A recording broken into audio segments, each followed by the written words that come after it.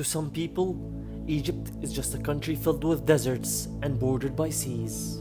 But these people don't know that there is more to Egypt than meets the eye. The ancient Egyptians were the first to create a civilization that could withstand the test of time. They were also credited to be the first to practice agriculture on such a vast scale. And at the heart of Egypt lies Asyut, a city that has pioneered the agricultural landscape across the banks of the Nile. Everywhere you walk in Egypt, you feel the natural art around you and the antique stories behind these arts. Stories about the flourish times, when the whole world witnessed the Pharaoh civilization and how farmers were digging the plough to plant every seed was concerned. But what were they planting? The Egyptian famous cotton that was growing in Egypt's best farms.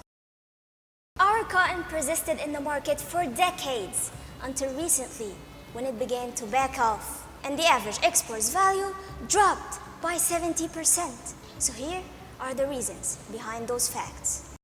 Most of the cotton fields use only 60% of their harvest because the other 40% gets corrupted by silkworms, making it unsuitable for usage.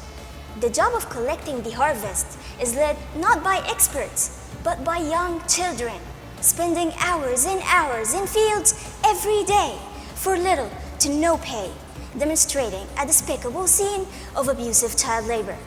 So we went straight to the Faculty of Agriculture to work together on a solution. And after countless hours of research, we came out with a plan.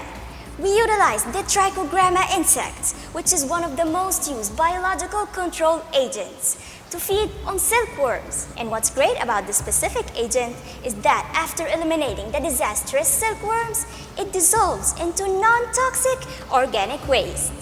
And now we were left with one issue: the children, who were still suffering being forced to work in cotton fields.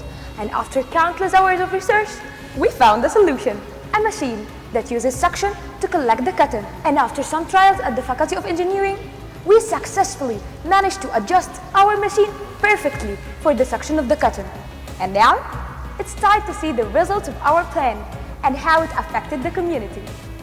Socially, we changed the lives of 12 landowners and farmers by saving their cotton business from withering away. We saved 16,000 children from abusive child labor and made them enroll back into their schools. We sold our golden machine to local farmers to start their own business. We employed more than 12 unemployed graduates in the factory making the machine. Environmentally, all the harmful pesticides and chemicals that we previously used on the cotton are now replaced by trichogramma, allowing our white gold to prosper and our farmers to breathe. Economically, the previously used harmful pesticide that damaged the environment also cost more than 7,000 pounds per acre, compared to with our natural solution, the trichogramma, which only cost 180 pounds per acre. With the machine costs 3,500 pounds, and each worker getting 120 pounds daily. Harvesting costs dropped from 6,000 to only 3,740 pounds, which in turn will raise our harvest number, having much more quantity with very high quality. Now, our long staple cotton production can go back to the lead, with more than 40% of the global cotton production, expanding from covering only 15% of our annual need to more than 60%. بعد كده طبعا انتوا كنتوا متابعين النبات الحقيقه بالمغذيات بتاعته والحاجات دي، بعدين اطلقتوا ترايكوجراما في المواعيد المناسبه. النباتات اتكشفت لدرجه حتى الفلاح بيقول لك ده انا يعني كان جزء كبير جدا من اللوز بتاعي ما بيتفتحش. هو لما اتكشف النبات اللوز بدا يفتح. المكنه لما جت الحقيقه خدت تقريبا معظم النباتات. انا اعتقد نسبه النجاح ممكن تتعدى في الحاله دي 90%. The sustainability of this project is no joke in our case. We established factories to produce our white gold harvesters, creating job opportunities and directly impacting 12 workers. We signed contracts with Fine, which is one of the most leading factories in Egypt, who agreed to use our organically grown cotton in their industry.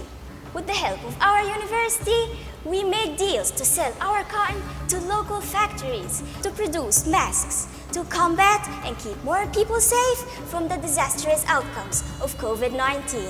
We also used our cotton to produce cotton seed oil, and we plan to expand this industry of producing cotton seed oil to be used locally and for export. Our sustainability plan does not end just yet, because this growing cotton season, we hit the jackpot. After our project got the attention of the government, the Ministry of Agriculture officially began to apply our method in growing organic cotton totally chemicals-free, with the use of our tested and best organic pest management, the trichogramma, further expanding our impact in once and for all, assuring the sustainability of our project. And speaking of our impact, we directly impacted 36 people and indirectly impacted more than 2 million people. And by the end of harvesting season, every landowner would have generated more than 250,000 pounds with a net profit of 150,000 pounds, and saving our environment from more than 400 tons of pesticides, achieving SDGs number 3 and 15 in the process. Finally, leaving the light of hope shining on the faces of hard workers. We are proud of the work we have done and have high hopes for the unforeseeable future. Egypt produces 6 million tons of corn every year. 35% are killed for Asyut. Although it is one of our best generating crops, corn cultivations leave behind tons of corn straw, which may seem like a normal statistic until we learn how our farmers dispose these waste. They burn the corn straw, producing fires that sometimes rage on for weeks. In our needs assessment, we have found some shocking statistics. These fires have contributed to Egypt's carbon footprint and emission rising by a staggering 1,000% in the last 50 years. And it gets even worse. According to WHO, 1 in every 2 people that live near these fires have lung diseases. And we were very devastated to find that 98% of women in Asyut's rural areas are unemployed. Under these drastic circumstances, we saw a challenge we couldn't ignore, and we saw an opportunity to inspire new hope to those affected by this tragedy. So we head straight to the drawing board, and after 10,000 hours of painstaking brainstorming and surveys, and over 12,000 kilometers traveled across 4 governorates, we created Oystrom. Oystrom takes the elusive corn straw and turns into an edible, organic, and a zero-waste product, using only household cheap items, without leaving the comfort of their homes. And this was a perfectly tailored solution for the unemployed housewives. We first sterilized our corn straw in hot water and placed it in a punctured plastic bags with mushroom compost and hang them in a sterilized temperature and humidity controlled room, and continue to sterilize and observe our mushroom for 21 days. In the day 22, we take out our oyster room in their final edible form. We pass down our entrepreneurial spirit to the women there and give them a technical know-how through sessions that taught them these simple steps and all the aspects of the business, so they would be able to carry on when we are gone. Oystrom's first deployment was a smashing success due to its freshness, quality, and a price lower than any of our competitors, at only 35 Egyptian pounds a kilo. After that, we have created 14 new hubs in 14 different villages through a simple franchise model. From the first profit, we provided computers, internet connections, and created a Facebook page for our hubs, which allowed them access to customers, beneficiaries, and potential partners, and gave us a chance to follow up on the hubs we've created. Socially, our empowered heroines now have a decent job, can provide their families, lifting them up from the poverty. That way, we directly impacted 70 unemployed women across the hubs and indirectly impacted 350 of their family members. Economically, we provided women with a steady monthly income of £2,000 through embracing oyster in their homes, generating a revenue of 3.5 million Egyptian pounds in profit, 20% of which goes to buying raw materials, 30% goes for supporting hospitals that treat lung diseases, and finally, 50% of net profit for the hubs and their leading ladies. Environmentally, using reusable plastic bags was our key to success. Each bag is reusable up to 3 times. It doesn't stop at this stage. We took the remaining components and used them as organic fertilizers for the cornfields, making Oystrom a self-sufficient zero-waste project. We also cut down the annual burning of corn straw across Asyut by 40%. In order to create a massive change, we believe that sustainability has to be and survival in our project.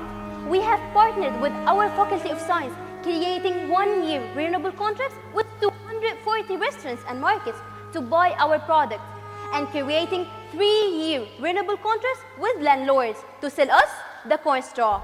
We have a constant demand due to an existing market and an advantage on our competitors due to high profit, low cost, and most importantly, zero waste, as the plastic bags and the compost are reusable and recyclable, with an anticipated over 10 million Egyptian pound profit and 100 hubs in the next 3 years.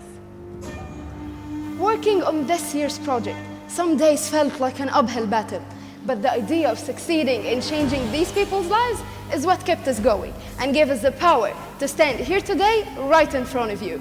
But keep in mind, it's not always about ideas. It's about making those ideas happen. And that's exactly what we did from our first day and until today. We have directly impacted over 300 people, indirectly impacted over 2 million people, generating profit of 3.5 million Egyptian pounds, saving our environment from 460 tons of CO2s and pesticides. But not just that, we have levitated over 200 people above poverty line, saved 16,000 children from child labor and sent them back to school. We dove deep into our society's problem to find the solution to finally end their suffering, leaving behind a successful chain of innovations that will last through decades. At the end of this year's story, we can proudly say that we saved the day.